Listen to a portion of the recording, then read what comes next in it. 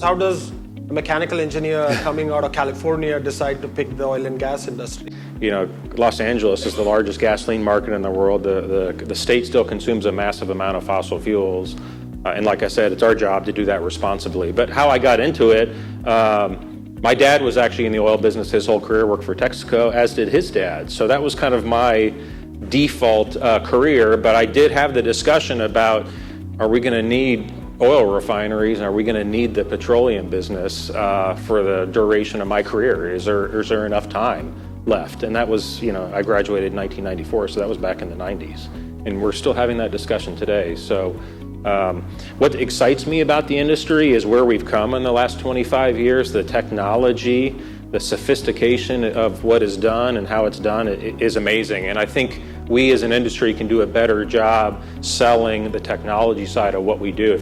It seems like there's a trend now within a lot of these companies that have really come of age in the last 10 years or so, where they have gained scale and they're now increasingly relying on leadership expertise from much larger companies. You know, you have people who have very deep expertise running larger companies. Is that a good way to think about where the industry is headed? More consolidation, more scale?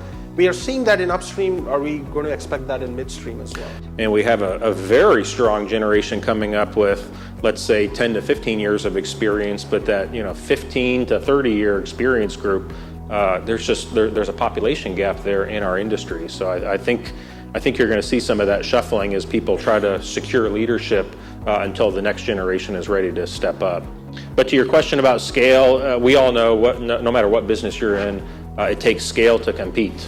And we continue to see a trend in the midstream business of large companies acquiring smaller companies, or two large companies getting together like Enbridge and Spectra. How big of an impact is that on overall performance in general? Certainly, a delay means you have a lot of capital at work, and it could be billions of dollars not earning any return. So there's a definite impact until that startup is achieved. But to me, what's more critical is the impact to the customer. Because if they're moving their crude oil on trucks or by train, they're taking a deep discount or a deep hit to the netback that they get, and they're going to remember that. I mean, that's one of the things that has happened in midstream, right? I think they've kind of learned some of the lessons from the probably 80s, right? When there's a significant overbuild, everybody went into projects all by themselves. And I think that you see a lot of JVs, you see a lot of partnerships, right, acreage dedications. Your point about JVs, I think, is a really good one, in that you can have a good counterparty and have good contracts, but even better than that is to have that counterparty being invested in the pipe. So if they own part of it, there's no reason they would ever put their barrels anywhere else.